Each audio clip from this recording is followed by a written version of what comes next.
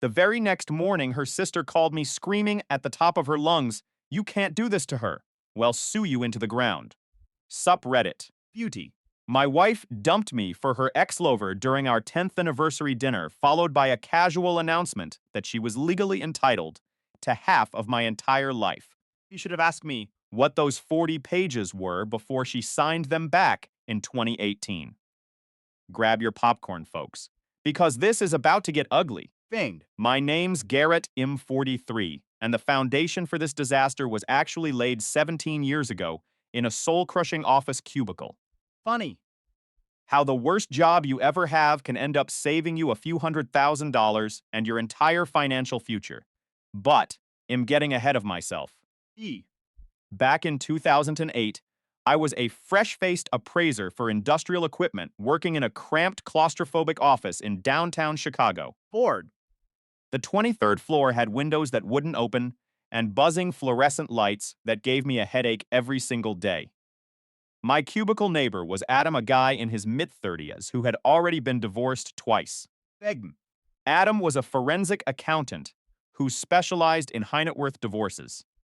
He handled the cases where a guy would build a seven-figure empire from nothing only to lose half of it, because he kept everything in joint accounts. Every single case followed the same tragic pattern. A successful guy, a trusting guy. He thinks that separating assets is unromantic. Then the marriage ends and suddenly romance doesn't matter anymore. Only the legal structure does. Most of them think being a good husband means trusting completely me once they don't realize there's a difference between trust and preparation until it's far too late. Fingen. By then, they're signing away the businesses they built with their own bare hands. I listened. I took detailed notes. I was 26 and single at the time, and marriage seemed like something that only happened to other people. My brother Brandon got completely destroyed. Brandon was 12 years older than me, had his life together long before I did, and had grown a contracting business from a single beat-up truck into a 15-person operation.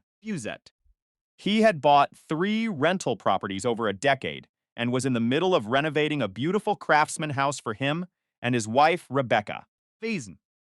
Rebecca was a middle school teacher. They had 15 years of marriage behind them and 2 kids away in college. Everything seemed solid right up until the moment it wasn't. She left him for her Pilates instructor. Came when Brandon discovered she had been bringing the guy to the house he was currently renovating as an anniversary surprise for her. His security cameras caught every single detail. He took the footage to his lawyer, thinking it would matter in court. It didn't. Illinois is a no-fault state.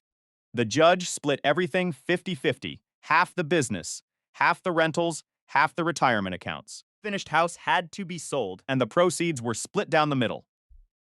Brandon called me the day the settlement was finalized. His voice sounded completely dead.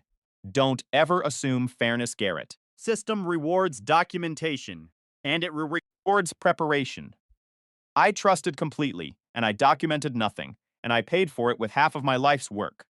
I drove to his place that night. He was living in a cheap rental apartment sitting at a small folding card table. Rebecca had taken almost all the furniture. She had already moved her new guy into the house. Brandon had painstakingly built. Fids hadn't spoken to her since the news broke, but legally, there was nothing anyone could do. I'm the idiot who didn't protect myself, he whispered. That image stuck in my brain like a permanent stain. That night, Adam and I made a solemn pact over some greasy Chinese takeout. We called it the Never Again Protocol. We agreed that if either of us ever got married, we would help the other build real, unbreakable financial protection. Not just shaky prenups that judges love to throw out. Real, layered, documented protection. Everything structured like a corporate merger. 5 years later, I met Valerie at a friend's barbecue in Wicker Park.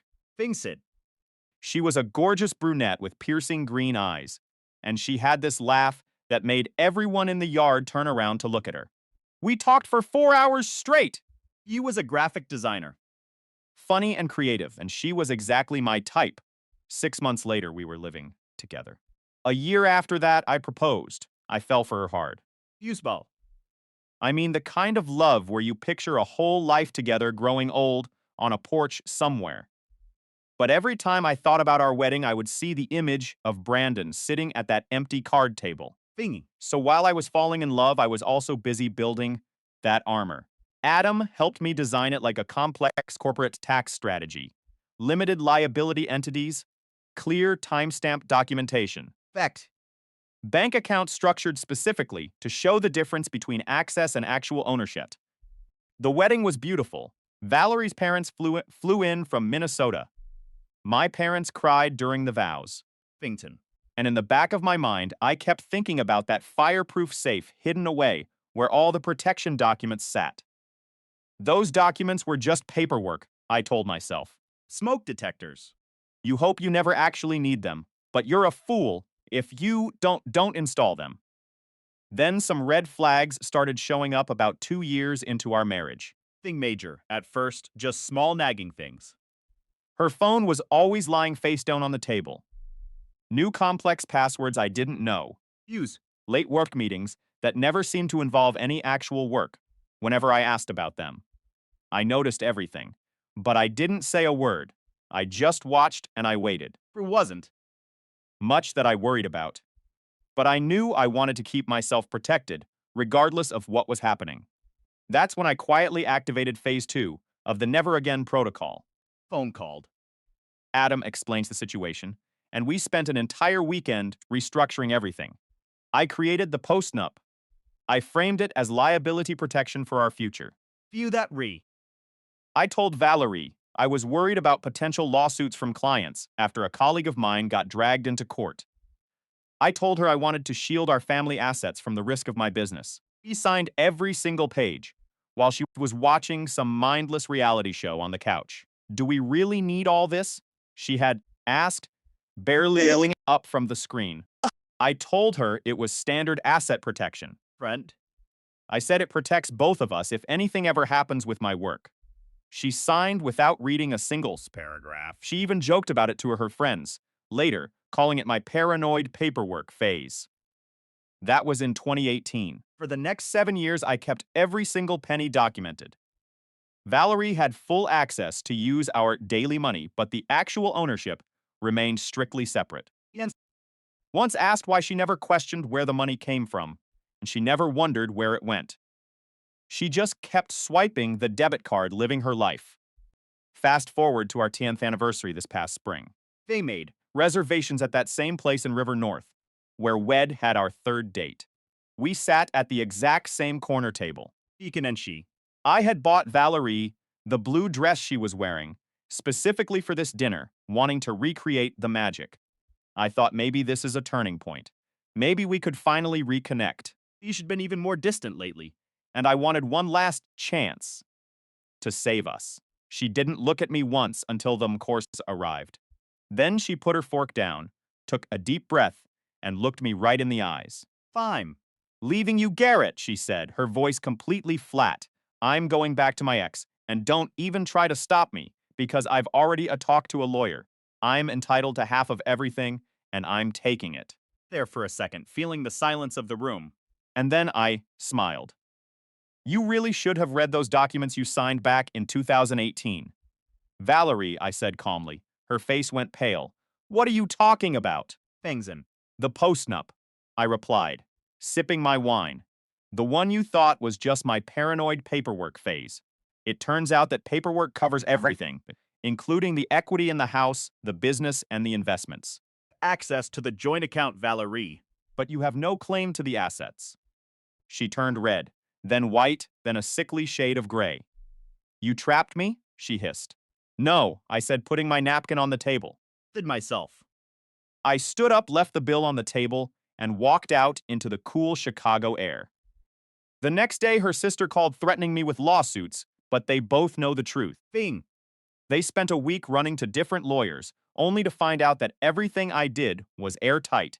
The half of everything she was so excited to take. It didn't exist in her world. He left with her clothes, her personal car, and her Predwitch was now shattered. I didn't lose a single cent of my future. I didn't lose my business. And most importantly, I kept my peace of mind. People tell me I'm cold. View that.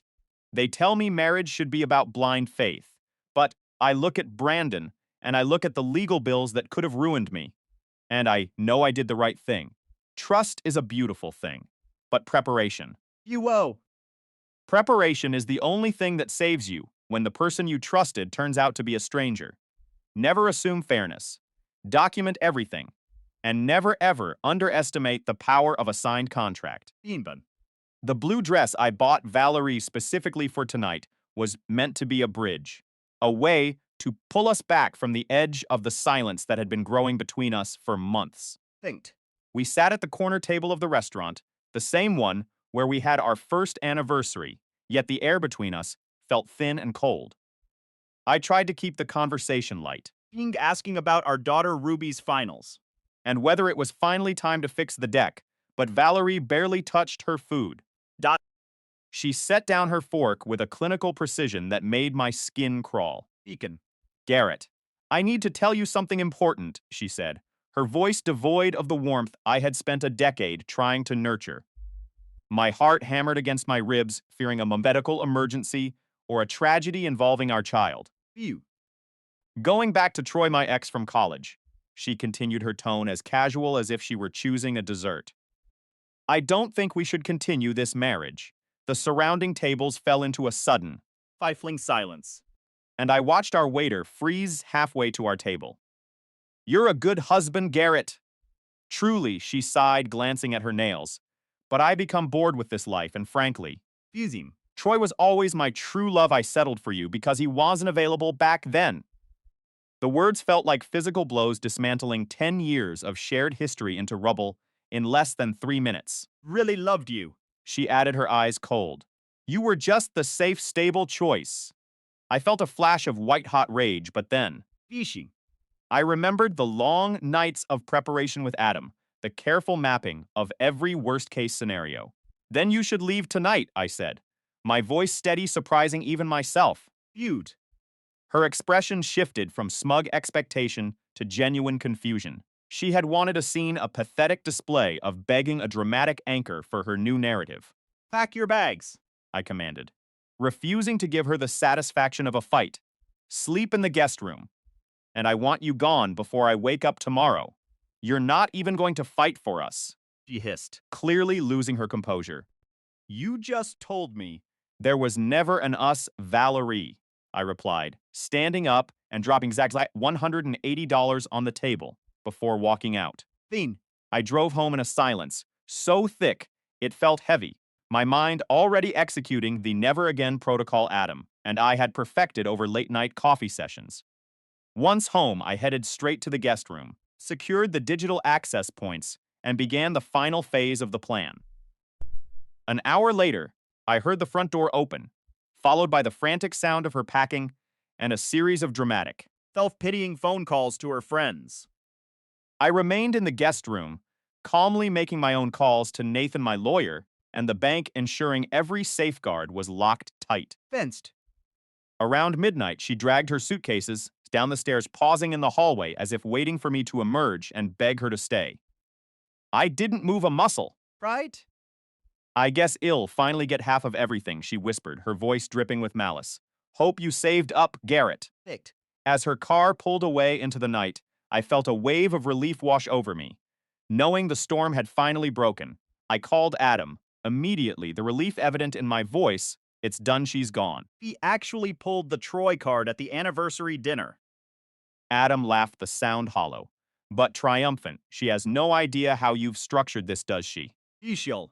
The post-nuptial agreement we had drafted was a masterpiece of legal engineering, built like a corporate merger to withstand any emotional assault. Few. The key clause ensured that everything earned after the signing remained separate property. And my salary flowed into a business entity she couldn't touch. Few. The house was in my name, only the BMW was leased through the business. And the joint checking account held little more than pocket change. Fix morning. The expected firestorm arrived in the form of a voicemail from her sister Angela. Garrett, Valerie deserves half of everything. Use. Angela snarled, her voice Sharp with predatory intent, prepare for the consequences. I forwarded the message to Nathan and waited, knowing Angela's history of ruthlessly stripping her own ex-husband bare in their divorce. Finksy. An hour later, another message arrived. I am officially representing Valerie. Any attempt to hide marital assets will have severe legal repercussions. I tapped out a quick text. Fing. You might want to review the postnuptial agreement before you start making threats. There was a long pause, marked by those rhythmic, taunting 3 dots before she finally replied. What postnuptial agreement? Best. The one your sister signed in 2018, filed with the county clerk and notarized. I replied, the silence that followed was total, as the realization of her sister's incompetence began to dawn on her. Busey. By Wednesday, Valerie and Angela were at the bank demanding access to assets that no longer existed under their control. Michael. The branch manager sat them down in his office, his face a mask of professional indifference. Thick file of documents laying them out like a series of landmines. Mrs. Crawford. Michael said, sliding the 2019 restructuring forms across the desk. These are your signatures notarized and witnessed by our staff. Valerie stared at the papers, her face draining of all color, as the weight of her own past complacency crushed her. Bean. I don't remember signing these. She stammered, her voice shaking. The notes from that day indicate you declined a detailed explanation because you trusted your husband to handle the finances. Michael replied coldly. Fend. Angela leaned forward, her eyes darting between the documents, desperately looking for a loophole that simply wasn't there. This is financial abuse! Angela cried, but Michael merely pulled out one final document. Here, Michael said, pointing to a customer satisfaction survey she had filled out later that year. Is where you praised the clarity of our services. The trap had been set years ago, and she had walked right into it. Fang you. Blinded by her own greed and the assumption that I was the one who was lost. I walked into the bank, then my suit crisp, my composure absolute. I looked at Valerie, who looked smaller, older, and finally truly defeated. Fact. Everything has a consequence. Valerie, I said, my voice quiet but echoing in the small office. You wanted a fresh start, consider this it. Even. I didn't gloat, I didn't yell. I simply turned and walked out, leaving the ghosts of our marriage behind in that bank vault. Justice wasn't in the money, it was in the total, unavoidable reality of her own choices, finally catching up to her. For the first time in 10 years, the future didn't look like a compromise, it looked like freedom. This is a story about the weight of a signature, the cold reality of betrayal, and the moment when trust turns into a prison. The silence in the courtroom was absolute. Kind of silence that feels heavy like the air before a thunderstorm in Chicago. My name is Garrett, and for 10 years I believed I was building a life with a partner. I was wrong. Fixins. I was building a legacy while she was simply waiting for the right moment to dismantle it. Michael? My attorney didn't flinch when Angela Valerie's shark of a lawyer slammed a stack of papers onto the table. Angela was good. She was loud. She was aggressive. And she knew how to play the victim card until the judge almost believed it. My client was manipulated. Angela declared, her voice dripping with practiced indignation. She was coerced into signing away rights, while she was essentially a prisoner in her own home. Oh. Michael leaned back. He didn't look nervous. He looked bored. He pulled a single crisp document from his briefcase. Your Honor, Michael said. His voice calm and steady. 3 months after the agreement was signed, Mrs. Crawford filled out a customer satisfaction survey at our bank. He slid the paper toward the judge. The handwriting. Look at the smiley face drawn next to her signature. The courtroom went cold. Valerie's face turned a shade of gray I'd never seen before. Didn't know, she whispered, her eyes darting around the room. I was his wife. These accounts were ours. Michael's response was a sharp clinical blade. Thing. The accounts were individually owned by Mr. Crawford. You were merely an authorized user. That is a privilege, Valerie. It is not an ownership stake. The realization hit her then, the truth that she had spent a decade ignoring, because it was easier to live in a comfortable lie. The first twist came when the judge asked about the emergency petition. filed a 32-page document painting me as a financial predator. She claimed I had isolated Valerie, coerced her, and then spitefully cut her off the moment she decided to leave. It was masterpiece of fiction. Fee. Nathan, my second attorney, stepped up.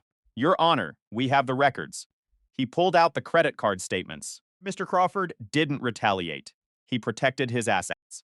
His wife maxed out the joint credit line. 9,500 in 48 hours and explicitly threatened to take half of everything, including business capital that wasn't even marital property. Fent. The judge's expression shifted. The narrative of the helpless abused wife was starting to look like the narrative of a disgruntled spouse caught in a scheme. The second twist arrived via a muffled recording. It was a voicemail I had saved months ago. I stood up and handed the device to the bailiff. The courtroom listened as Troy the man, Valerie, had been seeing lobbed in the background of a phone call. Thinged. Don't worry about the money, Val, he had said.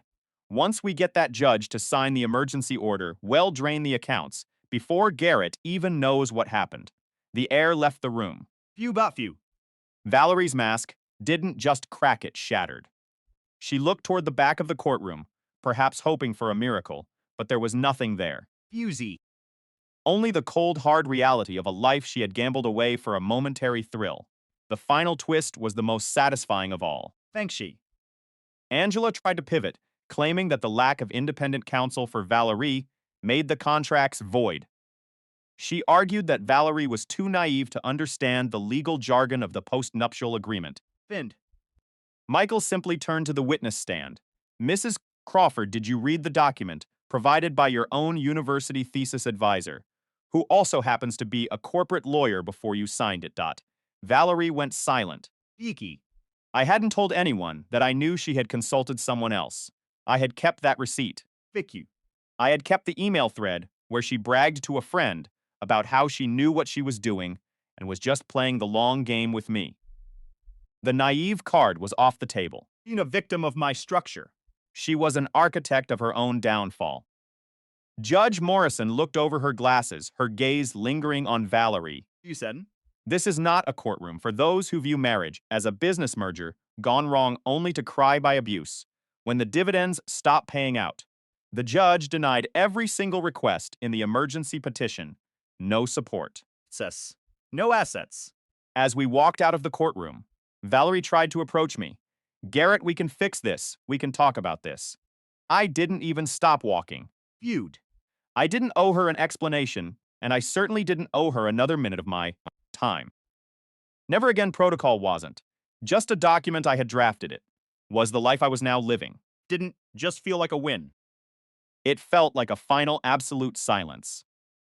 For the first time in 10 years, I finally knew exactly who was standing next to me. And for the first time, I was completely blissfully alone. This is a dramatic storytelling style script designed for a YouTube narration. It follows your structure, keeps the required vocabulary, and maintains the emotional tension of a legal battle. Fist. They say marriage is a partnership, but I never realized it was a battlefield until I walked out of that courtroom and felt the floor literally crumble beneath my feet. Garrett Crawford. That was my name, and as of that Thursday afternoon in Illinois, it was a name that felt like a liability. Fused. The judge had just closed the file, a sound that felt more like a gavel, slamming down on my future than a mere administrative procedure. I stood there paralyzed while the silence in the room stretched out suffocating and cold. Mr. Crawford. The judge had said, her voice devoid of warmth, you will vacate the premises by Sunday evening at 8 p.m. I felt my stomach drop. Youpie. I had been prepared for a fight, but not for the way Angela Valerie's, shark of an attorney's murked as she gathered her folders. As we walked out into the hallway, she leaned in her voice a poisonous whisper. This is just the beginning. Garrett, hope you've got a comfortable hotel. Maybe next time you'll think twice before manipulating someone into signing their rights away. My attorney, Nathan, grabbed my arm before I could lash out. Here. He said, his eyes scanning the hallway. Let's go. Inside the elevator, the silence was heavy. Ease. We took a hit. Nathan admitted quietly as we descended, but it's only the first round. We need to find their weakness before the next hearing. I spent the next month in a Hampton Inn near the office. It felt like a prison. Figs.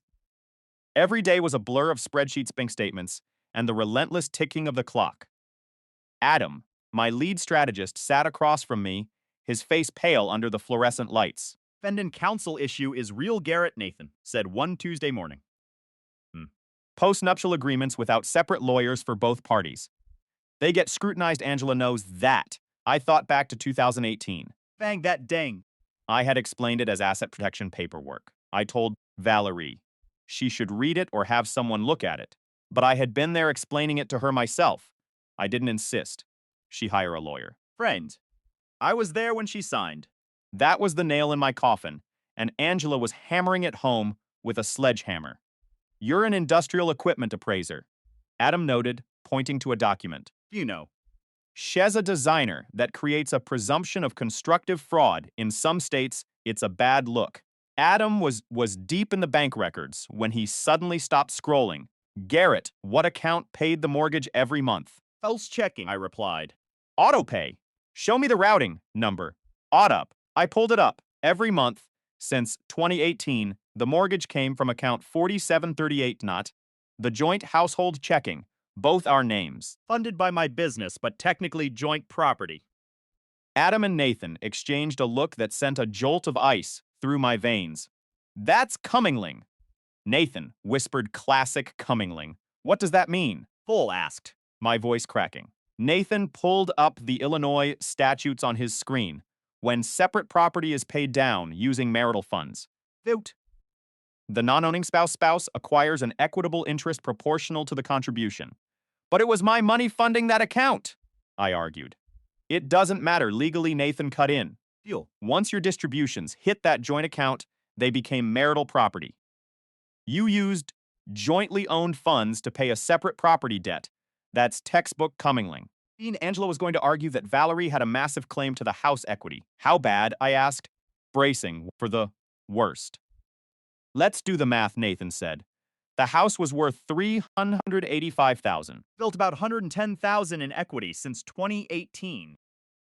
If a judge finds Cummingling, Valerie could get 20 to 40. That's 22,000 to 44,000. I felt the walls closing in. We kept digging, looking for a way out. We found the joint credit card. Shut down the day after Valerie left, but not before Shed maxed it out. 9,500. Both names on it, both liable. Then there was the timing of the account closure. Day after she left. Nathan shook his head. If this was a proper financial move, why wait until after the separation? It looks retaliatory. By Thursday, we had found so many holes that I was physically ill.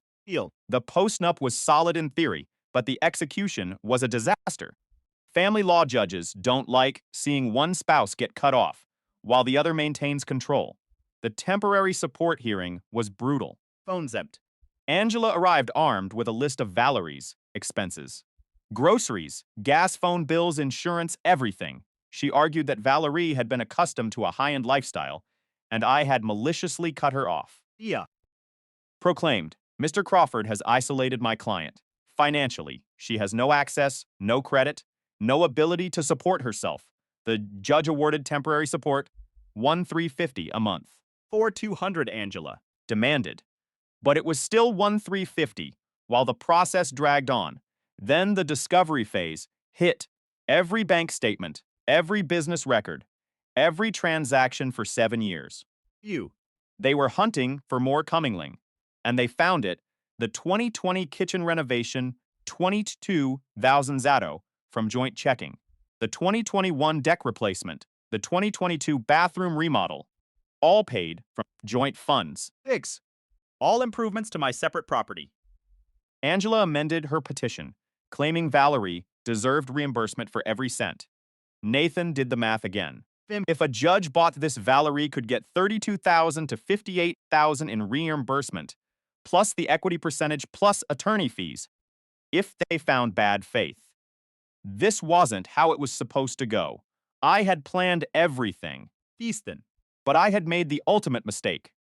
I had been sloppy with the lines between mine and ours, while Angela was dismantling my finances. I started looking at the other side of the equation. Troy. B. Been doing my own reconnaissance. Troy's social media, his gym check-ins, his whole curated life at Equinox. He was a wellness coach, a personal trainer who specialized in overcharging divorced women. Femmed. Adam's background check was illuminating. 2 previous relationships with married clients. Both ended when the divorces got messy. And then I found the icing on the cake. Troy was seeing other women. Thiessen.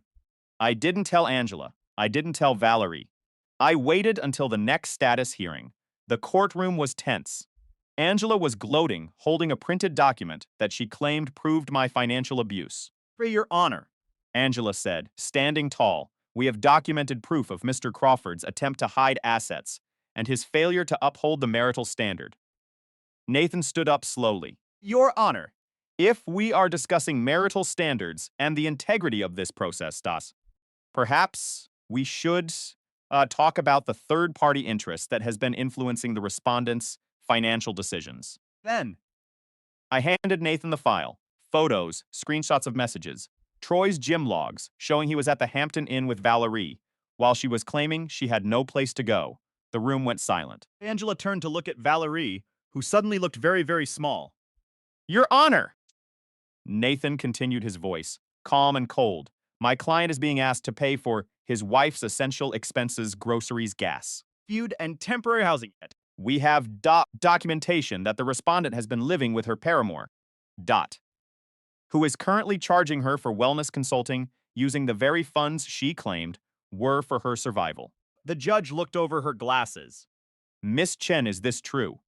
Angela opened her mouth, but nothing came out. Think.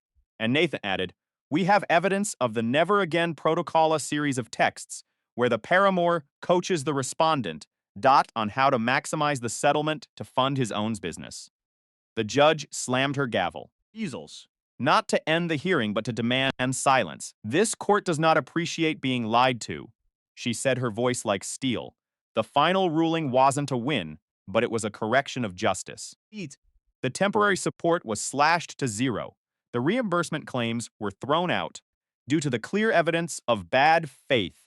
And the best part, the judge ordered a full forensic audit of Valerie's spending. As I walked out of the courthouse, I didn't look at Angela. I didn't look at Valerie. I walked past them, my head held high toward a future that was finally mine again. I had lost money, yes, Patient. but I had kept my integrity and I had exposed the truth. Sometimes the most expensive lessons are the ones that save your life. You did. This is a story about the fragility of truth, the sharp edge of betrayal, and the moment the scales finally tipped in my favor. Everything began when the silence in my home became deafening. Eat. And for 10 years, I thought I was building a fortress of family finance and future with Valerie. But the blueprint was flawed from the start. Villain of this story. Isn't just a man named Troy, a narcissistic personal trainer with a habit of preying on vulnerable married women. Thinking. The true architect of my ruin was Angela, Valerie's sister, a woman who treated my marriage like a game of chess played with pieces. She didn't own. The conflict hit its peak when I discovered the affair. They just a lapse in judgment. It was a cold, calculated dismantling of my life. Troy was the tool, and Angela was the engineer. I remember the day Troy's world started to crumble. Nathan. My lawyer sent over a preservation letter of formal notice that Troy was now a third-party witness in our divorce. The document was clear. His timeline, his finances, and his illicit texts with Valerie were all subject to discovery. I can still hear the panic in his voice when he called Valerie. Not losing my career over your divorce. Valerie, he stammered. Vind. His bravado replaced by the whimpering of a man who realized his actions had real-world consequences.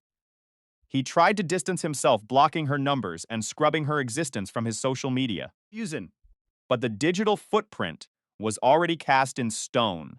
He was a coward who loved the thrill of the chase, but lacked the courage to face the aftermath. Valerie. Blinded by Angela's manipulative promises of a huge settlement and a fresh start, found herself in a basement apartment, clutching the remnants of a life she had voluntarily burned to the ground. First major pivot happened when my daughter Ruby called me. She is sharp, a finance major at Northwestern, and she was the missing piece of this puzzle. Thad, Mom is telling me. You destroyed everything, she said, her voice trembling. I told her to open the file I had prepared years ago, the family financial structure folder. Please.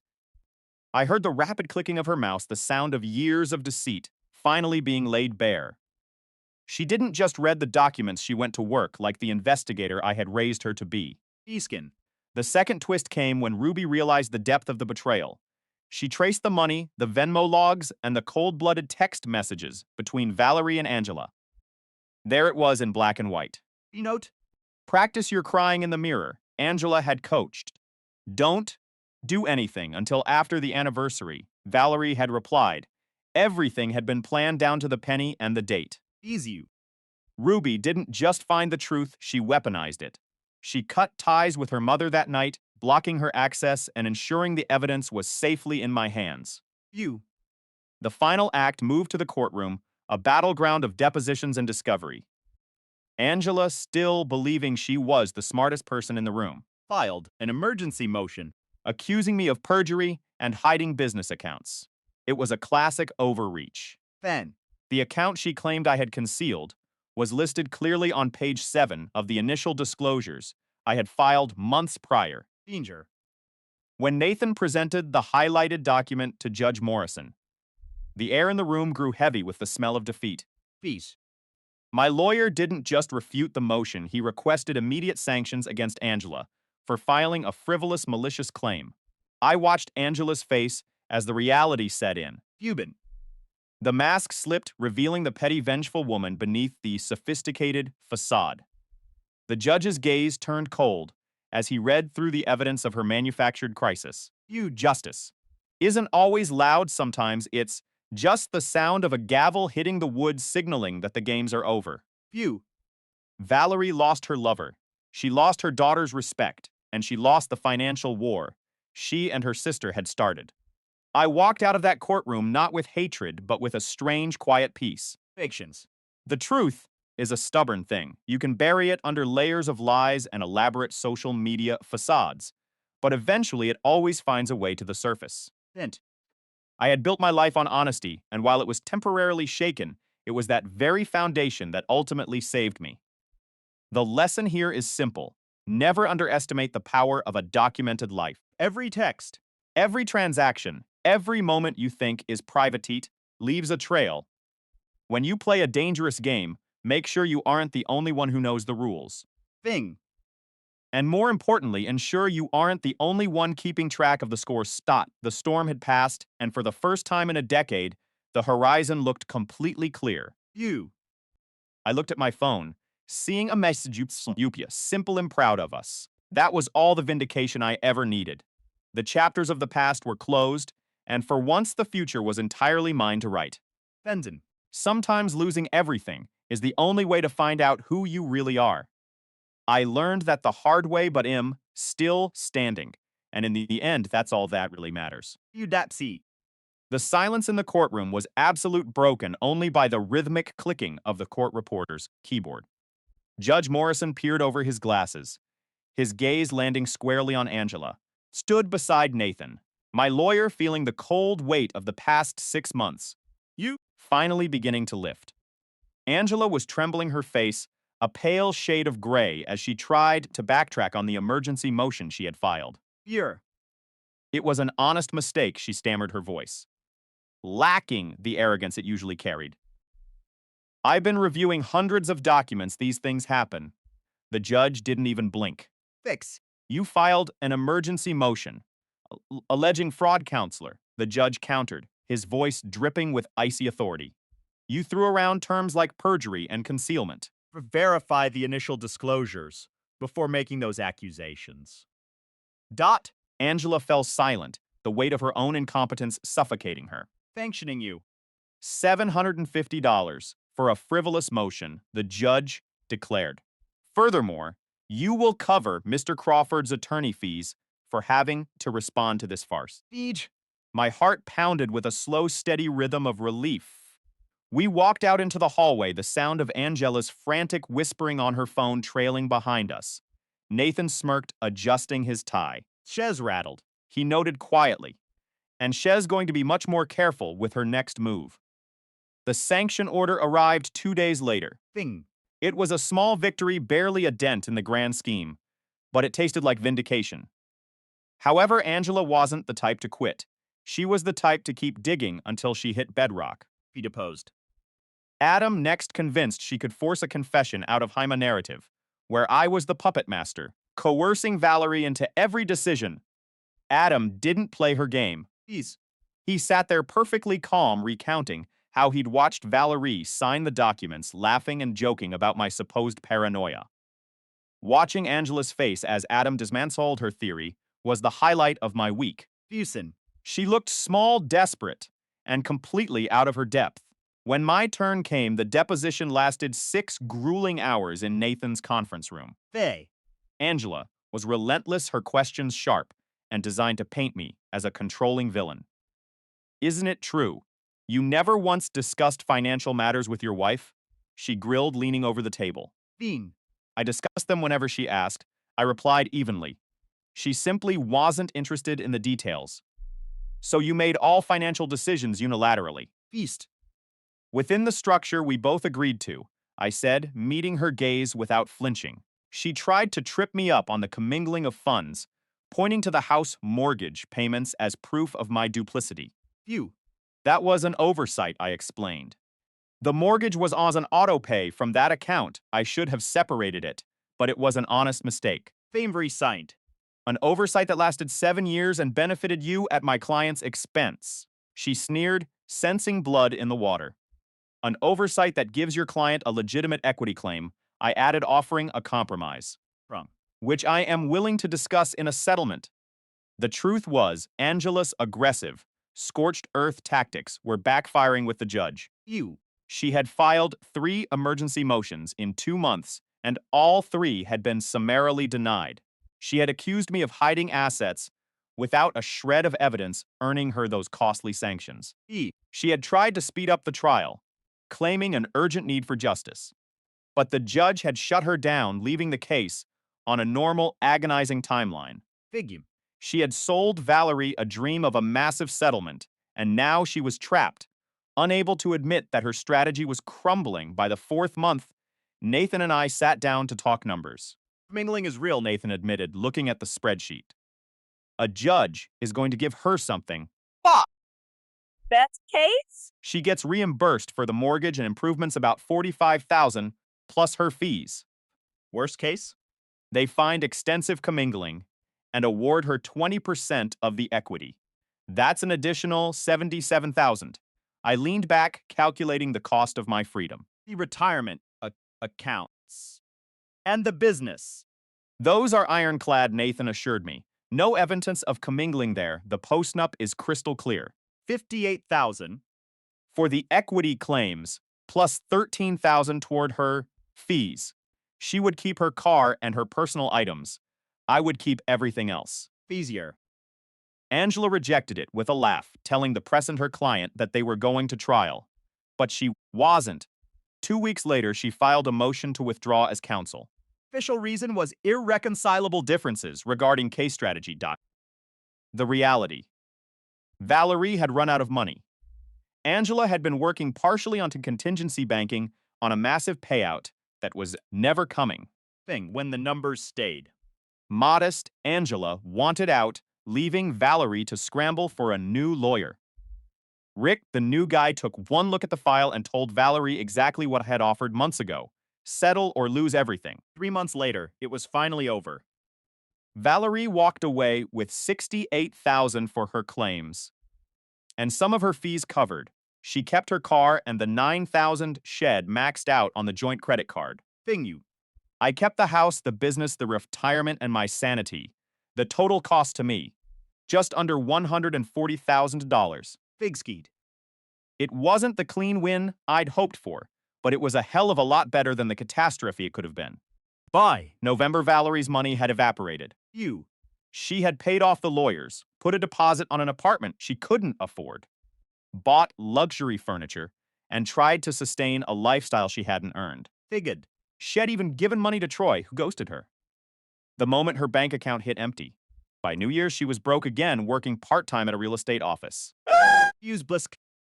Holding open houses for properties she would never be able to buy. Angela's reputation fared even worse. Word traveled through the family law community that she had overpromised, failed to deliver, and been sanctioned by a judge. She lost 3 clients in a single month. Even her ex-husband, the dentist shed once manipulated her back to court to modify her support payments based on her cratering income. Karma truly has a wicked sense of humor. I had spent months meticulously documenting every lie, every screenshot, and every email. The dust settled. I compiled it all into a folder. 60 pages of bank records and text messages detailing the entire collapse. I didn't blast it on social media. I gave it to the people who mattered. Fetch. Ruby, my parents and Valerie's father. Ruby already knew the truth. She had cut Valerie off months ago, but seeing the evidence in black and white hardened her resolve. She legally changed her last name to mine, severing the final dot. My parents, who had felt a shred of guilt for taking sides, finally let it go. Proved. There were no 2 sides to this story. Only a choice between the truth and a lie.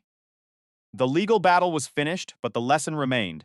Some things once broken can never be repaired. Figure. And sometimes the best justice is simply watching the people who tried to destroy you destroy themselves instead. The air in the room felt heavy, suffocating, as I looked at the folder sitting on the table. Deal. My parents had sensed the deception long before I did, but seeing the physical proof, the documented trail of her betrayal wiped away any lingering shred of doubt or familial obligation. Be no thent. They had been preparing to divide the holidays between us, trying to remain neutral for the sake of appearances. After examining the contents of that folder, they made their stance clear. Thingy. Valerie was no longer invited to any family gatherings. Valerie's own father was shattered by the revelation, his voice trembling when he finally reached out to me. Fingret. I am truly sorry. I had no idea, he whispered, the weight of his daughter's choices crushing him. She is not welcome in this home until she decides to fundamentally change who she has become, he added firmly. You want. And then there was Angela, the architect of this chaos, who should have known exactly where the lines were drawn, so dot! Instead of offering counsel, she had actively encouraged Valerie's predatory behavior. Thumbs. Sudden cold isolation shattered Vallee's resolve far more effectively than the bank account running dry ever could have. She had fully expected her family to stand by her to bankroll her transition into this new life. Vegan. However, once everyone saw the evidence, they realized she had gambled everything on a massive settlement, and she had lost. She tried desperately to piece her reputation back together, posting cryptic, vague updates on Facebook about healing and finding oneself after narcissistic abuse. But her social circle had witnessed far too much to buy into the narrative. The comments left on her posts became brutal and unflinching. Figs up. Dot.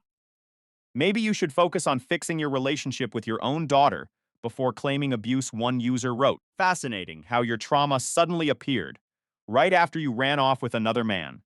Someone else remarked, I truly hope the affair was worth the price you paid. Read another. Youth me. Eventually, she deleted her social media presence, entirely retreating from the public eye. The last I heard, she was sharing a cramped apartment in Logan Square with 2 roommates. Working full-time. At a real estate agency, no longer just playing at open houses. Bots.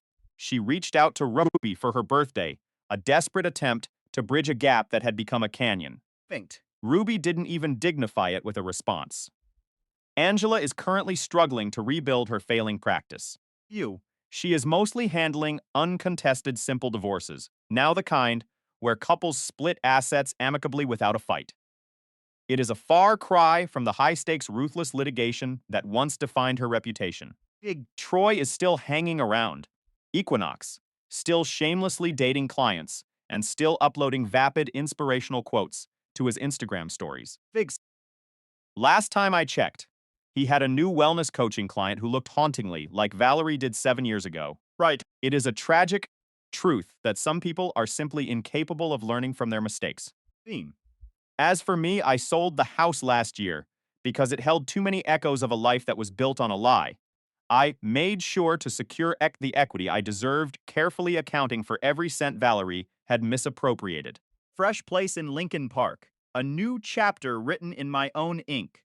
Ruby graduates this May, a milestone I am incredibly proud of. Field.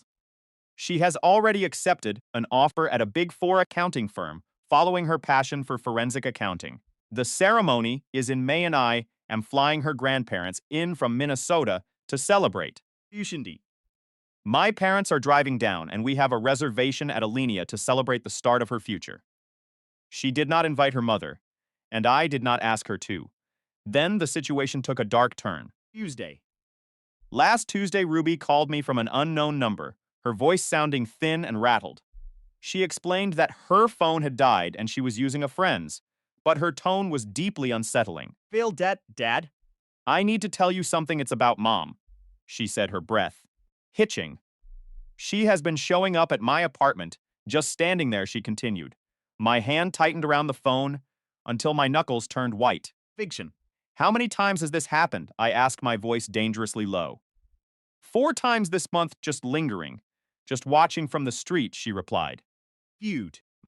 The building management had claimed their hands were tied unless there was a direct threat or a physical breach. We need to file for a restraining order. Immediately, I commanded. Eat. I know I'm already working with Nathan. Hez drafting the petition as we speak, she said before hesitating. But Dad, there is something even worse, she whispered. Last night, she slid an envelope under my door, she added. Exactly was inside that envelope? I asked, feeling the temperature in the room drop. Ruby's voice turned cold and flat, a stark contrast to her earlier distress. Fencing. Copies of our old family photos from when I was a child and a note that said, Angela says we have options this. Isn't over, she recited. Phenol. I sat there in my condo, gazing out at the flickering city lights, the phone pressed firmly against my ear. Valerie was financially ruined, and Angela was a shell of a lawyer desperate for business. No case. And absolutely no legal path forward. The settlement had been set in stone. Everything was finalized, or so I thought. That note wasn't about the divorce settlement, it was about Ruby's trust fund. It was the inheritance her grandmother left her, the one that fully vests the moment she turns 25. Fact. And Valerie had just hired Angela, once again, clinging to the hope of a payday. It was truly unfortunate for them that they were playing a game they could never win. Ushi. Ruby's grandmother had known exactly who her daughter-in-law was right from the very beginning. That trust was protected by an independent trustee, airtight legal terms, and absolute clauses that barred parental access. You. Adam had helped me draft those ironclad documents 6 years ago, anticipating the day they might try this.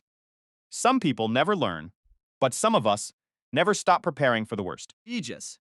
Guys, we are so close to hitting 100,000 subscribers on this channel.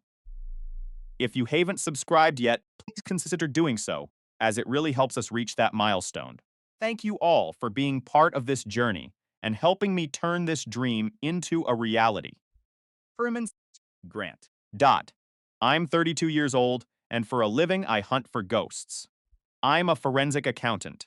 I find the patterns that people think they've successfully buried. I track the money that wasn't supposed to be found, Fact. and I uncover the lies that weren't supposed to be spoken.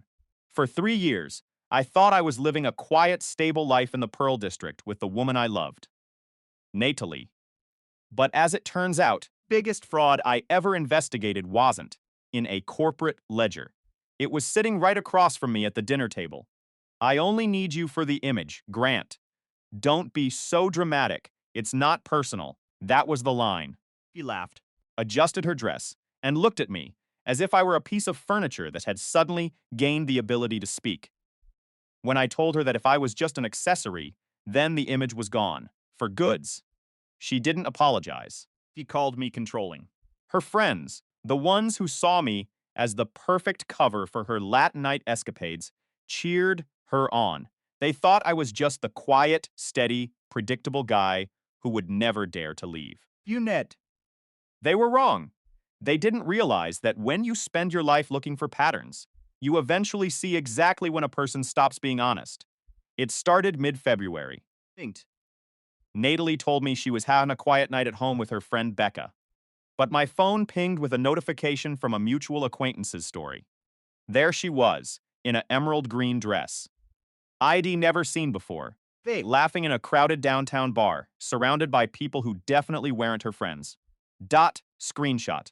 Dot file created. Then came the caption on Madison's post. No commitments, just vibes. When our friend Direct commented, Where's Grant? Madison replied with a laughing emoji. He's chill. Lol. Natalie read that comment. She saw the disrespect. She scrolled right past it, didn't say a word, and went back to her drink. Music shifts to a darker Pension. The final straw wasn't a secret text or a hidden photo. It was the family dinner in March. It was a cold, rainy Sunday. Her parents treated the evening like a coronation for Natalie's promotion. You. They hung on her every word, ignoring me completely, until her father finally graced me with a glance. Dot, still doing the accounting thing, Grant? He asked, dismissive. Fake. I told him I just wrapped up a case involving $2 million in embezzled funds. He didn't care. Her mother leaned in, whispering loud enough for me to hear, a serious man provides stability. Needs someone who doesn't ask questions. Someone who knows his role. When I went to the kitchen, I heard her mother and Becca talking. He needs to understand his place, her mom said. Becca laughed, cold and sharp. You needn't worry. Grant is housebroken. They thought I was stupid. They thought I was weak because I chose to be quiet. But I wasn't silent. I was gathering data. I started checking the company records. You Depp.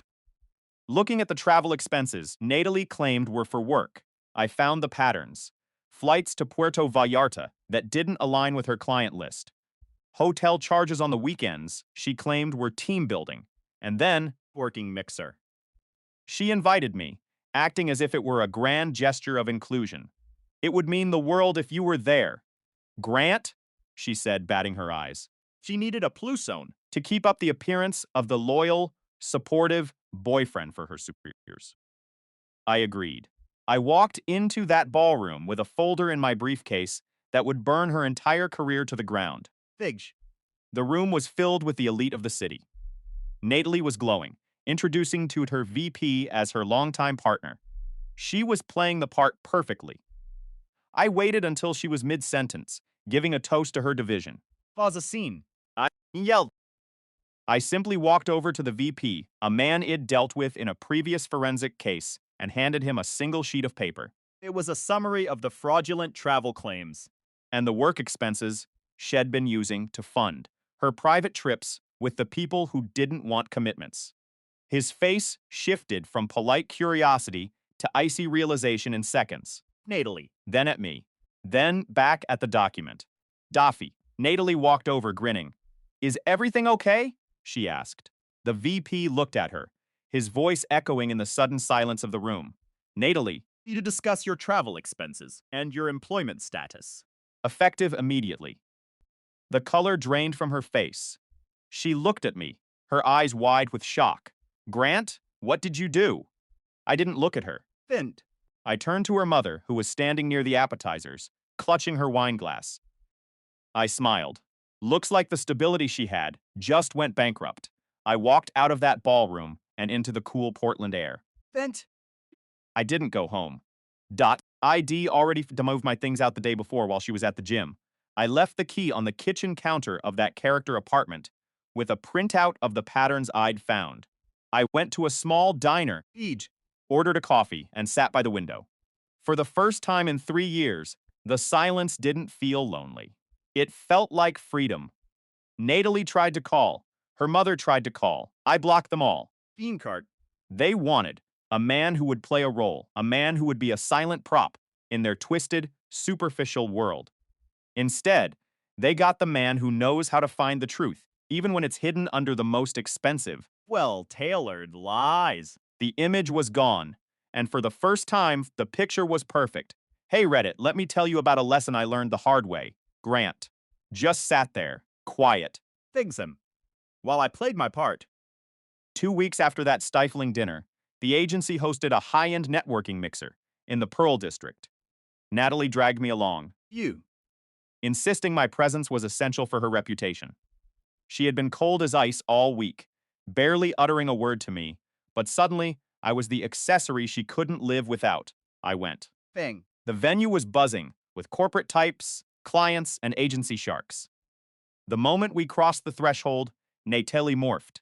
She draped her hand over my arm, giggled at my mediocre jokes, Pinzes.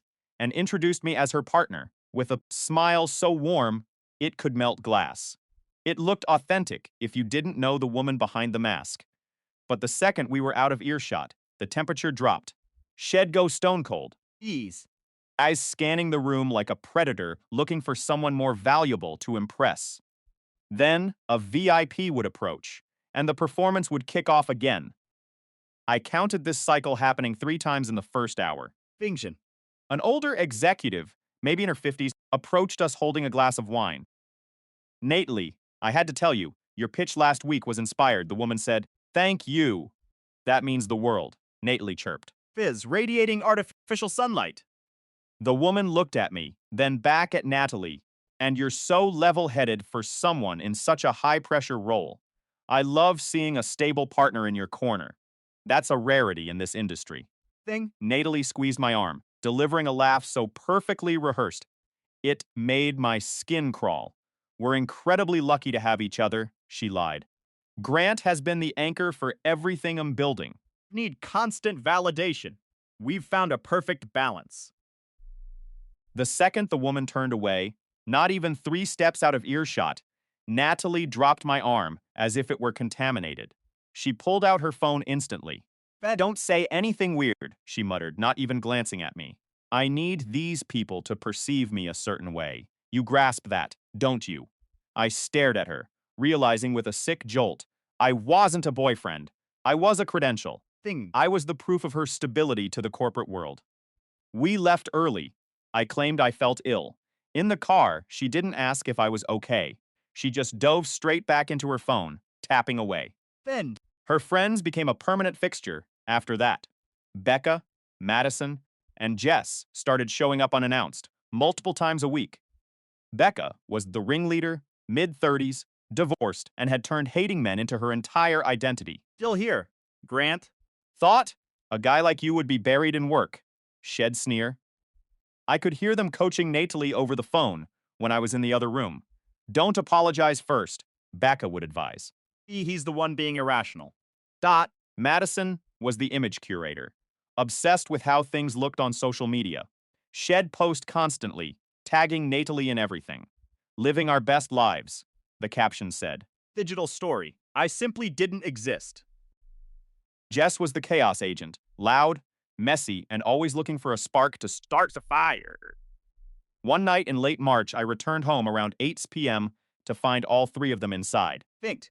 Wine bottles were scattered across the coffee table, and the music was vibrating through the floor. Evening, I said, trying to keep it civil. Becca barely spared me a glance.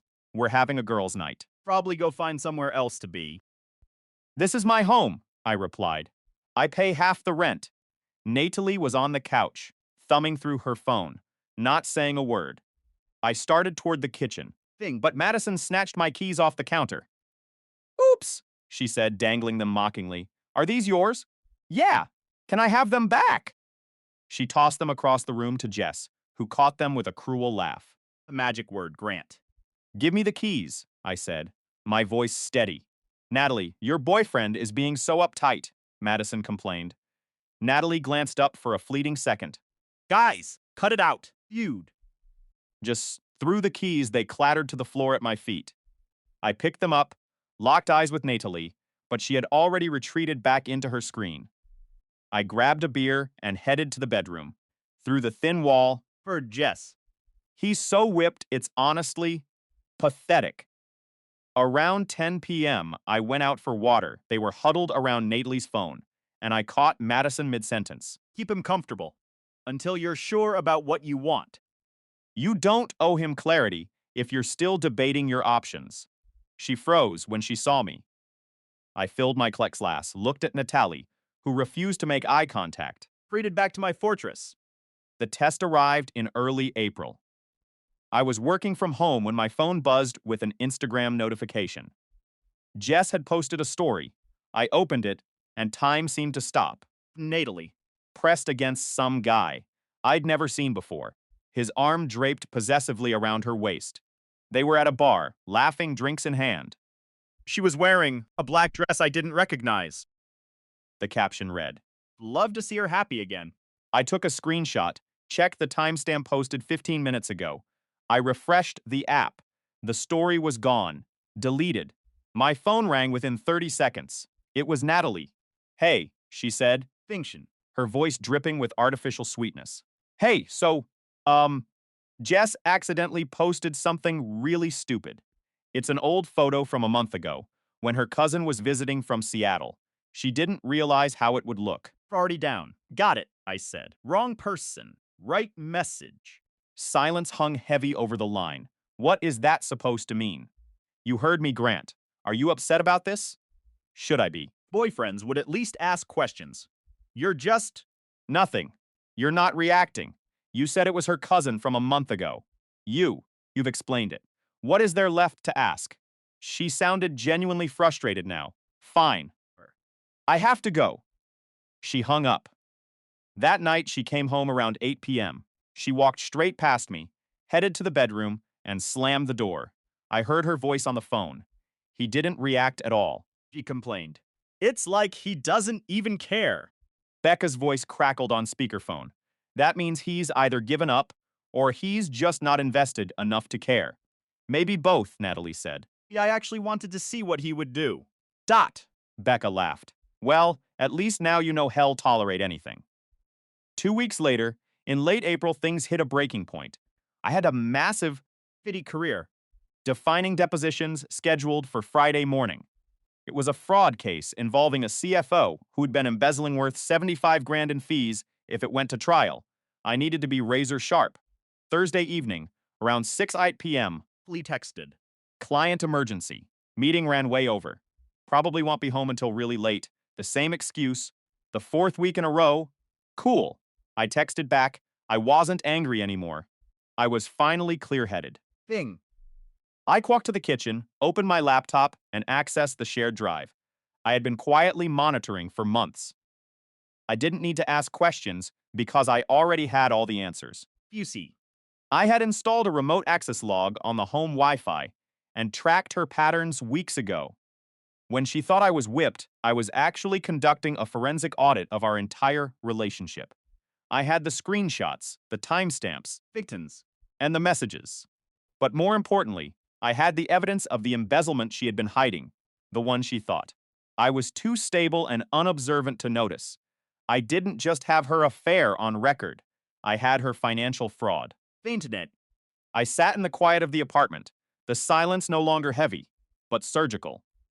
I didn't leave. I waited. When she finally walked through the door at 2 a.m., smelling like expensive gin and someone else's cologne, He didn't look at me.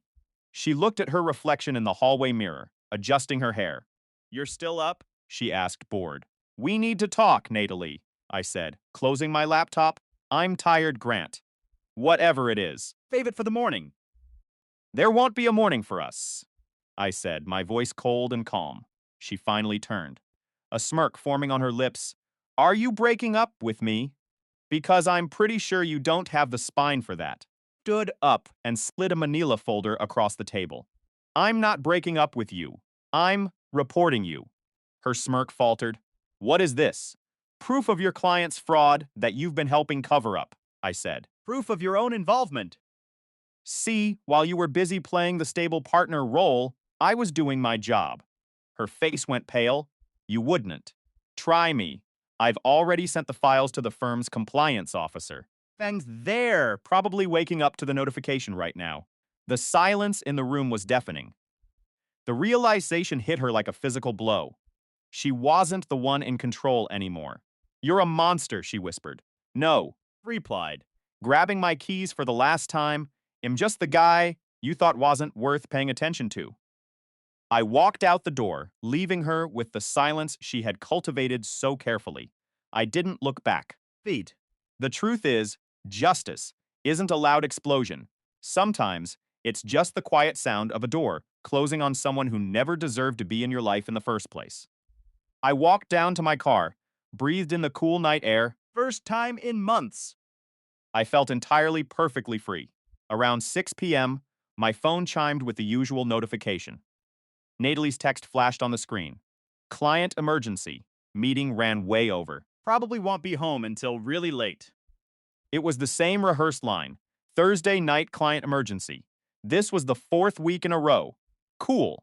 I fired back a short, neutral text. 2 hours later, Send. while I was buried in my couch, reviewing deposition notes for the 100th time, my phone vibrated again. It was a text from Natalie, except it wasn't meant for me. Just got out of the shower. Wearing that black thing you like. Where do you want me to meet you? I read it once. Frozen. I read it again, my heart sinking into my stomach. Something clicked into place. A jagged piece of a puzzle I had been avoiding for months.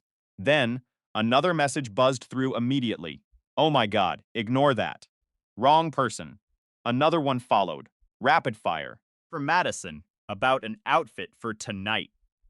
She's helping me pick what to wear to the client meeting. We're meeting for drinks after to decompress from the day. I set my phone down on the coffee table, face up.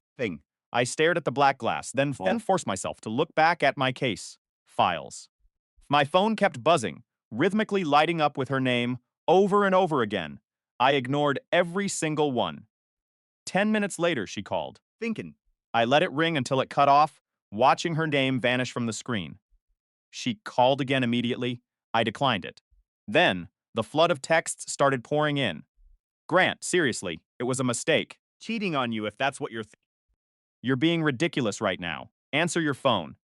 This is exactly why I can't talk to you about anything. I finally turned my phone onto Do Not Disturb. Huge. I kept working. I ended up finding 3 more massive red flags in the CFO's expense reports.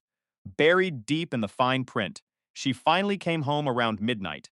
I was still sitting on the couch, surrounded by scattered case files, my laptop glow, casting a cold blue light over the room. She dropped her purse on the counter. With a heavy, deliberate thud, she kicked off her heels, the sharp sound of them hitting the hardwood floor, echoing in the silence. We need to talk, she said, standing in the doorway, her arms tightly crossed over her chest. Okay. That text was literally for Madison. Literally. We're going shopping this weekend, and she asked me to send her a photo of this dress. I have, so she can help me decide what shoes to wear with it. That's it. That's the entire story. Sure. That's all you're going to say. What do you want me to say? I want you to stop being weird about this. People text the wrong person all the time. It happens. It's not a federal case. Okay. She stared at me, her face flushed. Fusion. Her makeup smudged and running slightly. Her hair was messy in a way that just didn't match a corporate client meeting. She smelled like stale smoke, expensive alcohol, and a heavy cologne that definitely wasn't mine. Yeah, acting like this. Like what? Like you don't care. I looked at her, my expression blank. Do you want me to care? That question threw her off balance. She blinked confused. What kind of question is that? Straightforward one. Of course I want you to care. Grant, we're in a relationship. Are we? She stiffened, her posture shifting. What is that supposed to mean? I set my phone on the arm of the couch. You tell me. You're working late. I see you day. Night drinking on social media. You say your phone died, but I see the timestamps on text you sent during that time. You tell me. You're at Becca's having a quiet dinner. You tagged at a bar across town. You accidentally text me something. That's clearly meant for someone else. Then you tell me I'm crazy for noticing these patterns. So I am asking you, Really want me to care about what you're doing? or do you want me to stop paying attention so you can do whatever you're doing without inconvenient questions? Her face went ice cold. You're tracking me. Psycho behavior. No, I'm just finally listening to what you're actually saying instead of what you're telling me to believe. This is controlling. I stood up, slowly gathering my case files. I have court in the morning. Need to sleep. We're not done talking about this. I think we are. She followed me to the bedroom, her voice rising. You don't get to just walk away. I turned around. You stay out until 2 a.m. Tell me where you are. You get defensive the moment I ask basic questions. Your friends openly disrespect me in my own home. You text something that's clearly not meant for Madison, then call me crazy for noticing. Tracking you. Watching you check out of this relationship in real time. Dot. Not checked out. Just not reporting my every movement to you like you're my father. We stood there facing each other. See the air heavy with resentment. Zup. Her arms remained crossed, pure contempt written all over her face, even if I stay out all night. I'm not obligated to explain where I am. Okay, then neither am I. She looked like she wanted to argue. Her jaw set. Then she just shrugged. Fine. The bathroom door slammed shut. The shower turned on. A harsh, stinging sound. I sat on the edge of the bed until the sky began to turn gray. With the sunrise, the deposition the next morning went fine. By noon, I was sitting in my car, exhausted, running on zero sleep. I sat there for 20 minutes. Vegas. Just staring at the steering wheel, thinking, that is what I do for a living. I find patterns that other people miss. Natalie's behavior wasn't random. The late nights weren't accidental. They were scheduled. 3 Thursday. Every other Friday. Specific Saturdays. She was recycling the same excuses. I pulled out my phone and opened LinkedIn. I found the message I'd been ignoring for 2 months. Dublin, Ireland. Forensic accounting position. 20 pay bump to 110,000. Full relocation package. Visa sponsorship. I sent a short email, still very interested in the Dublin position. The response came in 3 hours. Video call. Monday morning. Monday came. The video call went exceptionally well. 3 partners asked about my experience, and I walked them through 3 major cases I'd closed. They made me an offer on the spot. 110,000 base. Full benefits. Housing stipend. Relocation expenses covered. Start date June 15th.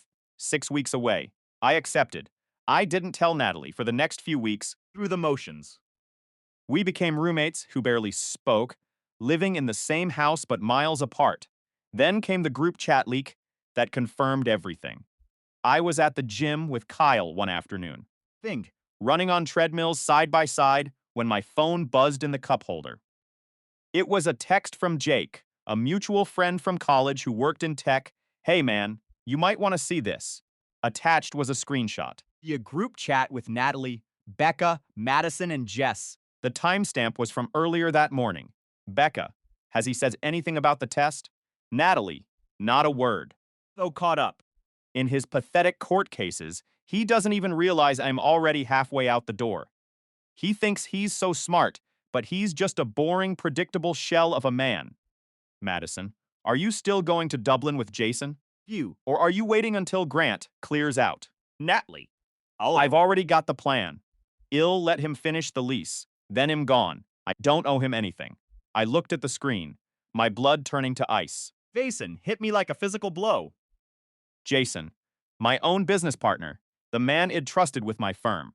The man who had been mentoring Natalie for months. I didn't feel rage.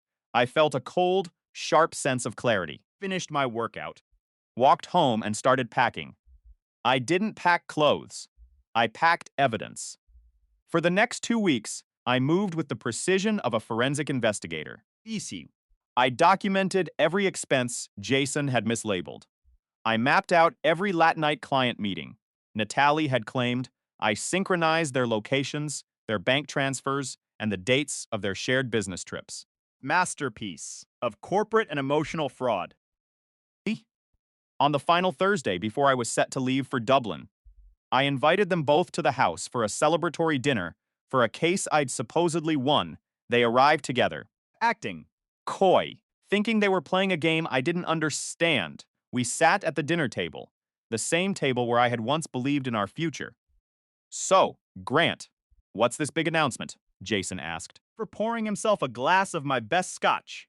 I pulled a thick folder from under my chair and slid it across the mahogany. It's about the future, I said, smiling for the first time in months. They looked at the folder, then at me. Each other. What is this? Natalie asked, her voice tight. Read it, I said, leaning back. Page 1 is your shared bank account in Puerto Vallarta. Page 2 is the flight logs for your work trips. Page 3 is the internal audit of the firm, showing exactly how Jason has been siphoning client funds to pay for your shared lifestyle. The color drained from their faces so fast it was almost comical. You're kidding, Jason stammered, his hand shaking as he reached for the folder. I'm not, I replied. The board already has a digital copy. The police have the physical copy. And my resignation, along with your terminations, already being processed. Natalie looked at me, her eyes wide with genuine fear. Grant, wait. I stood up, my bag already packed by the front door. Don't worry, Natalie. You wanted stability. Plenty of time to find it in court. I walked out the front door, leaving them in the silence of the house Wed shared. I didn't look back. The flight to Dublin was quiet, peaceful, and mine. Sometimes, Truth doesn't just set you free. it burns everything else to the ground so you can finally start over. And that, I realized as the plane took off, was the best case I'd ever closed. This is a story about betrayal, Fusa. calculated silence, and the ultimate cold-blooded exit. Hey, you might want to see this. Attached was a high-resolution screenshot. It was a group chat with Natalie, Becca, Madison, and Jess. The timestamp was from earlier that morning. Becca typed. Has he said anything about the test? Natalie replied. No, didn't react at all. Like it never happened, Madison wrote. Good means he's comfortable, What you want right now. Stability while you figure things out. Jess added. Or he's checked out. Lol, Natalie responded. Either way, it works. I'm keeping him stable until I figure out what I actually want. You point blowing up something steady when I'm not sure yet, Becca said. Smart. Don't give up stability for uncertainty, Madison urged. And seriously, don't post him anywhere. Keep your options looking open, Natalie concluded. Trust me, I know the game. I stopped running completely. I stared at the screenshot, read it twice. Then, a third time, my heart felt like it had been dunked in ice water. Suddenly, Text popped up from a guy named Jake. there was more. Hold on. A second screenshot appeared. It was the same chat, but a different timestamp from 2 days earlier. Jess wrote. He gets annoying. Or starts asking too many questions. Just call it controlling. Works every time. Becca suggested. And keep all the receipts vague. He can't prove anything if you don't give him specific details to check. Madison chimed in. Post the cousin story again if he starts acting up, keeps him off balance and questioning what he saw. Natalie laughed. You guys are evil, Lamau, Jess replied. We're strategic. There's a difference. I felt something cold and final settle in my chest. It wasn't anger, it was pure, unadulterated clarity. Kyle looked over from his treadmill and saw my face turn pale. He asked, What's wrong? Send. I handed him my phone without saying a single word. He read both screenshots, his expression darkening with every single line. He shook his head slowly, looking at me with genuine concern. Then, Jake's next text came through. Explaining the mistake. Jess had been bragging about this coaching operation to her friend Jake. Yes, the same first name as me. That's exactly why this mess reached my screen. Fusen. She was showing him how they were strategically managing Natalie's relationship like a corporate merger. She sent these screenshots to him to prove how brilliant their advice was. He sent them to me by mistake. Because we both appear as Jake in her contacts. She deleted them like 10 seconds later, but I had already captured everything. The text from Jake read, Figsy. Thought you should know what you're actually dealing with here. I sent back. Thanks, man. I really appreciate you looking out. Don't get dragged into any drama from this. Jake replied. You got it.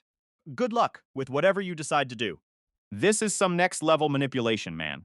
That night, I texted Natalie. I kept my thumb steady as I typed. Hey, just checking in? How's your day going? She replied 5 minutes later. Good. Busy with clients. Why? I typed, just wondering. Talk tonight, she answered. Sure, love you. I stared at that last line. Thundering. When love you had become nothing more than a hollow sound. Yeah. That night, she came home around 7. She sat down next to me on the couch, leaning in closer than she had in weeks. She asked, "You been quiet today." Okay. I lied with a faint smile. "All good. Just tired from work." She pressed. "You sure? You texted me earlier." "That's not like you lately," I said. "Just checking in." She studied my face. Trying to read me like a book. She finally whispered. "Okay, well, if you want to talk about anything, I'm here," I muttered. "Thanks." She waited for me to say more, but I kept my mouth shut. Turned back to my laptop and let the silence stretch. She stood up, frustrated, and walked to the bedroom. 5 minutes later, my phone buzzed on the coffee table. A text from her. "Are you mad at me about something?" I typed. She wrote back. "Are you sure?" "You're being weird," I replied. "Just tired," she called, but I declined it. Through the thin bedroom door, I could hear her voice rising. She was complaining. "He's being so weird." Fant read him at all. It's like he's completely shut down. That weekend, I called Kyle to meet up. I told him I needed to talk somewhere private, somewhere far from her ears. We drove to a dim, Bess. quiet dive bar in the southeast corner of Portland. I showed him the screenshots again, under the yellow glow of the neon lights. He read them slowly, shaking his head in disgust. Kyle said, "Keeping you as a backup plan while she explores the field, and her friends are actively coaching her. This is entirely premeditated." I sighed. "I know." He looked at me. "So, what are you going to do?" Told him about the offer in Dublin. "The job, the timeline, the plan to be gone in 6 weeks." He nodded slowly, a small smile forming. He said, "That's perfect. You're not blowing up your life over her drama. You're just taking a better opportunity that happens to get you out of a toxic situation. It's a clean break." I agreed. "Exactly. I want to disappear the same way she's been emotionally checked out for months. No fight." Big explosion. Just gone. I started packing that very night. It was careful work, calculated and organized. I moved like I was running a forensic audit on my own life. Beacom. I took small loads during my lunch breaks when Natalie was at the office. I moved boxes to Kyle's garage in deep southeast Portland, a place she would never think to look. I sold my Subaru privately through Craigslist. UC. I met the buyer at a Starbucks across town. We exchanged cash, and I signed over the title right there in the parking lot. I started using Kyle's truck whenever I needed to haul something significant. I opened a new checking account at an entirely different bank. Over 2 weeks, I slowly funneled money out of our joint account. $2,500 here, $3,000 there. Small enough amounts, Fred. spread out enough that Natalie wouldn't notice the pattern when checking the app. I left her exact half in the joint account. Untouched down to the last penny, I canceled my gym membership, seeking a relocation for work. I updated my mailing address on everything Amazon. Credit cards, subscriptions, insurance policies, professional licenses. Everything pointed to Kyle's address temporarily until I could finalize the Dublin paperwork. I spent my late nights researching Ira neighborhoods and the cost of living. I studied expat forums, learning how to be a stranger in a new land. One afternoon in mid-May, I was lugging a heavy box to Kyle's truck. Suddenly, Footsteps behind me. it was Madison. She stopped dead in her tracks when she saw me, her eyes locking onto the box. Something shifted in her expression, a flicker of confusion. She asked, "Spring cleaning?" Good tall. Yeah, spring. She studied me for a second longer, her eyes narrowing. She asked, "Getting rid of a lot of stuff lately?" I replied calmly, "Just decluttering." She nodded slowly, still looking deeply suspicious. He said, "Cool." "See you around, Grant." I muttered. "Sure." She got back into her car, and I watched her pull out her phone before she even turned the ignition. It didn't matter anymore. I was leaving in less than 2 weeks, Found note. and she was already too late to stop the tide. The game they were playing was over, and for the first time in months, I was the one holding the winning hand. Hey Reddit, listen to this. Thing. I remember watching her walk to her car that day. She looked at her phone before the engine even turned over, her face set in that cold, calculated mask I had finally learned to recognize. It didn't matter anymore. Fusin. Departure date circled on a mental calendar. Less than 2 weeks left. One evening, I was tucked away in the bedroom, shoving the last of my life into a cardboard box. I heard the front door swing open. Natalie was home early. I quickly slid the box into the darkest corner of the closet and held my breath. She didn't even head to the kitchen to greet me. She just plopped down on the couch, and a moment later, Fend. I heard the telltale chime of her putting someone on speakerphone. It was Becca. Just keep him comfortable. Becca's voice crackled through the thin walls. He's stable, Natalie replied, her tone dripping with boredom. He's not going anywhere. Honestly, he doesn't have the backbone to leave. He's basically become a piece of furniture at this point. Then, Madison's voice joined the chorus of vultures. Has he mentioned that text thing again? No, Natalie laughed, a dry, hollow sound that made my skin crawl. I think he's finally given up. He just accepts whatever story I feed him now. Good, Becca chimed back. That's exactly where you want him. Comfortable, stable. Completely incapable of making waves. I stood there in the doorway, paralyzed, listening to them dissect my soul like a science project. Then, I did something I hadn't done in years. I didn't storm out. I didn't scream. I simply stepped back, closed the door without a sound, and went back to my packing. 2 weeks later, the day of liberation arrived. Wednesday morning. While Natalie was out at her pretentious girls' brunch, Kyle and I cleared out the last of the boxes. I walked through that empty apartment one last time. The silence was deafening. My life was gone. Only her echoes remained. Placed my keys on the granite counter, next to a check for my half of the security deposit. No note, no grand explanation. I didn't owe her the luxury of knowing why. I walked out, locked the door from the outside, and dropped her spare key through the mail slot. By 6 a.m. on Thursday, I was boarding a flight to Dublin. When I touched down, the air hit me differently. It felt crisp, honest, and entirely my own. Everything was new. The rhythm of the streets. The confusing conversion of euro prices in my head. The firm set me up in a small quiet rental in Ballsbridge. IKEA furniture. No ghosts. No history. My work life became my refuge. International fraud. Shell companies. Cross-border asset. Tracing the kind of work where a single mistake costs millions. My manager, Ronan, was a veteran with 20 years in forensics and zero interest in my personal drama. He didn't care about my past, only my output. I thrived on the late nights and the brutal complex spreadsheets. For the first time in years, I felt useful instead of used. The morning after I left Portland, the storm began. The notifications started while I was still in midair. Grant, where are you? Your stuff is gone. Furiously leave without saying anything? Call me. Now. I didn't answer. I just turned off the notifications. The following week was a barrage of harassment. By Friday, I had 47 missed calls. Then, the emotional manipulation began. Voicemails from her mother, Patricia. Her voice trembling with that practiced, fake concern. Grant, we're so worried. Please call us back. Father sent a blistering message about not abandoning family. Becca left note calling me a coward. Madison and Jess sent long, vitriolic texts about my manipulative nature. Block. He erased them all. Kyle kept me posted from the front lines. Natalie had shown up at his house twice, once with Becca, once with her father, banging on his door like a debt collector. Kyle held the line. You haven't heard from him, he told them. I don't know where he went. Mid-June. I got a text from Kyle with a voice note attached. I pressed play. I heard the chaos doors slamming, heavy breathing, Natalie's voice. Now high-pitched and hysterical. I just want to know where he went. A stranger's voice, likely the building manager, was firm. Ma'am, you need to leave the building. Then her father's voice. Son, being this harder than it needs to be.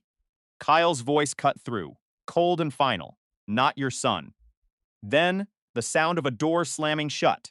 I messaged Kyle, thanking him for taking the heat. By July, the messages finally dried up. It wasn't a clean end, it was like a car that had simply run out of gas. Dublin became my sanctuary. Weekends were for walking the Liffey. Joined a football league and started running along the canal every morning before the sun rose. Then, one Tuesday, My phone buzzed. An unknown number.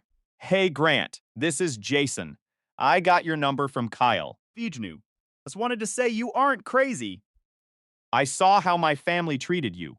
The way they spoke about you. They treat Natalie like Shez is a saint and everyone else like support staff. You were right to leave. Feed. Let them guilt you into thinking otherwise. Good luck in Dublin. I stopped walking in the middle of the sidewalk. It was the first time someone from her world had told the truth. No defense. No blame. Validation, I replied. Thanks, man. That means more than you know, he wrote back. She's my sister and I love her. But I'm not blind. You deserved better.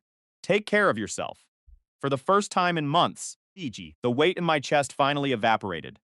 In Middlegust, my firm hosted a networking event at a bar in Temple Bar. I didn't want to go, but Ronan insisted.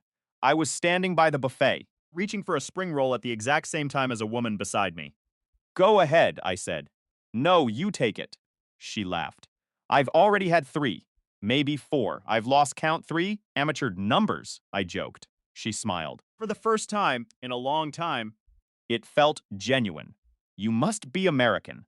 Only Americans have that kind of confidence about appetizer consumption. At corporate events, her name was Fiona. She was a project manager at a local tech firm, with sharp wit and a way of looking at me that made me feel seen, not studied. We talked for 2 hours straight, ignoring the rest of the room. 2 days later, she texted me. Want to grab a drink sometime? No, spring rolls involved. I promise. I looked at the phone, then out the window at the beautiful, rainy Dublin street. I didn't need to look at the screen for a notification. Bing, I didn't need to check for a lie. I just smiled and hit reply. Life was finally mine again. The buffet table at the networking event was crowded, but I only had eyes for the exit sign. I was standing there, small talk and the forced smiles of industry peers, when she walked up. She didn't start with a cheesy pickup line. She just leaned against the table and looked at me. 2 days later, the text arrived on my phone. Want to grab a drink sometime? I promise. Absolutely no, spring rolls included. We met the following weekend at a quiet pub tucked away in Stony Batter. We spent 3 hours talking about everything and nothing or work. The strange past that brought us both to Dublin and the films we'd watched lately. It was effortless, the kind of connection I had assumed only existed in novels. With her, things were simple. If she said shed call, she did. She was running 15 minutes behind because of traffic on the Keys. Shed send a heads-up text. She showed up when she promised, apologized when plans shifted, and moved forward without leaving a trail of drama. 1 month in, Drinks up. we were curled up on her couch, watching a show, when I happened to mention my time in Portland before moving to Ireland. She paused the screen instantly. Can I ask what happened there? A relationship that ended pretty badly. Talk about it. Not really. Not yet, anyway. Okay. She didn't push. She didn't interrogate. And she didn't make me feel guilty for keeping my walls up. By October, we were inseparable. Family. Her parents invited me to their home in Howth for Sunday dinner, treating me like family. From the first moment I stepped through the door. By November, I was promoted to senior investigator with a significant raise. Fiona and I began hunting for a flat together. Sketching out a future that felt tangible. Then I updated my LinkedIn to reflect the Dublin position. Within a week, a text from Kyle hit my screen heads up. Thieves, Madison found your profile. They're talking about coming over there. I didn't blink. Let them try. Soon after, my company sent me to San Francisco for a conference, and Fiona flew out to join me for the final 3 days. Fend. On a cool November evening, I took her to an intimate Italian spot in North Beach. We were laughing about Christmas plans when I saw her. Natalie was standing near the hostess stand, flanked by 2 women. Her eyes drifted over, locked onto mine, and the air seemed to vanish from the room. She looked different, gaunt, tired, with her hair cut shorter and dyed dark. She began walking toward our table. Grant, Natalie, can we talk? I looked at Fiona. Give me a minute. I said softly. Of course, Fiona replied, squeezing my hand with unwavering trust. We stepped outside into the noise of the city, the clang of the cable car bells, and the biting fog rolling in from the bay. The hell, Grant? Natalie's voice was shaking. You just left. No explanation. Nothing. You told me that you weren't obligated to explain your life to me, I countered coldly. I figured the rule applied to both of us. Not fair. Isn't it? Madison emerged from the restaurant and stood right beside Natalie. You ghosted her, Madison snapped. You disappeared like a coward. You don't get a vote here, I told her, my eyes fixed on Natalie. Finked. Matt huffed and retreated back inside. I was going through something. Grant, Natalie whispered, her voice cracking. Something huge. I didn't know how to tell you. So you stayed out until 2 a.m. Fang, and told me I was nothing in your life. She looked down at the sidewalk. I was pregnant. Everything in the world stopped. What? That Thursday night? I found out that afternoon. I took 3 tests at work. I was terrified. Thing then, what happened? I miscarried. 3 weeks after you left. I was completely alone. I went to the R by myself. I tried calling you so many times. I felt my heart turn to stone. Who else did you tell first? He went silent. Before you called me, I pressed. After you lost the baby. Who did you tell? Why does that matter? Because you made a choice. You knew you were pregnant, and you told everyone else. When the world fell apart, I was the last resort. That tells me exactly where I stood in your life. I was scared, she cried. My dad left my mom when she got pregnant with Jason. I was terrified you'd walk out on me, so I pushed you away first. I kept you as a backup plan while I searched for safety. You kept me like furniture, I said, my voice barely audible. I heard you, Natalie. On speaker with Becca, I heard exactly how little I meant. Grant, please? Done. I turned my back on her and walked back inside to the warmth and safety of Fiona. By Christmas, we were moved into our new flat. In January, I signed a contract as a partner at the firm. 3 weeks later, 6. Kyle sent another text. Natalie knows. You're in Dublin. Madison is bragging about a plan. Let them try. 3 weeks after that, on a February Saturday, my doorbell rang at 7:30 a.m. Natalie stood on the porch. He looked healthy again. Styled, confident. Fiona appeared behind me, resting a hand on my waist. Everything okay? Yeah, I said. Not moving an inch. What are you doing here, Natalie? I'm in Dublin for a work trip. You want to talk? We already talked. That wasn't a real conversation. Can we talk inside? No, she blinked, surprised by the firmness of my voice. Just 5 minutes, please. Fiona leaned in close. I'll make breakfast. You two talk in the hallway. She stepped aside and closed the door, leaving me in the corridor with the ghost of my past. Nice place, Natalie said, surveying the hallway. What do you want? I've been in therapy. Beans in. I'm working on myself. Grant, I wanted you to know you were right. I used you as a safety net. I pushed you away because I was terrified of being abandoned. My therapist calls it preemptive abandonment. Held up my hand to stop her. I don't need your therapy buzzwords, I said. I don't need you to tell me. I was right. I figured that out 2 years ago. I just wanted you to understand. I looked at her, really looked at her. And realized The power she once held had completely evaporated. Understand what? I asked, leaning against the doorframe. That you finally figured out exactly who you were while I was the one paying the price for your choices. She opened her mouth, but the realization hit her. There was nothing left to say. I turned the lock, stepped back into my home, and closed the door on the person I used to be. My life was no longer a story about her. It was about the woman waiting in the kitchen, and for the first time in years, the silence inside the apartment was perfectly peaceful. I never asked for an apology. I didn't need you to tell me that I was right all along. fact 2 years ago. The moment the pieces finally clicked into place, I just wanted you to finally understand what you had destroyed. Understand what? Exactly. You finally realized the truth. I had been living through every single day while you were off playing your little games. That realization is about you, Natalie. Fumed out. It's about you needing to feel better about yourself so you can sleep at night. She wiped her eyes, her hand trembling slightly as she looked away from me. I need you to believe that I'm not a bad person. I need you to know that I never meant to hurt you. Again, that is entirely about you. You are fishing for a clean conscience, and I am not here to provide it. So this is it. We just never speak to each other again. The end of it. That is entirely up to you. But I am not giving you any sense of closure. I am not offering you the absolution you crave, just so you can walk away feeling light and justified. You made your choices. Your life. Those choices had consequences, and you lost something you can never get back. That is how life works. You have changed so much. No, Natalie. I just finally stopped accepting your disrespect.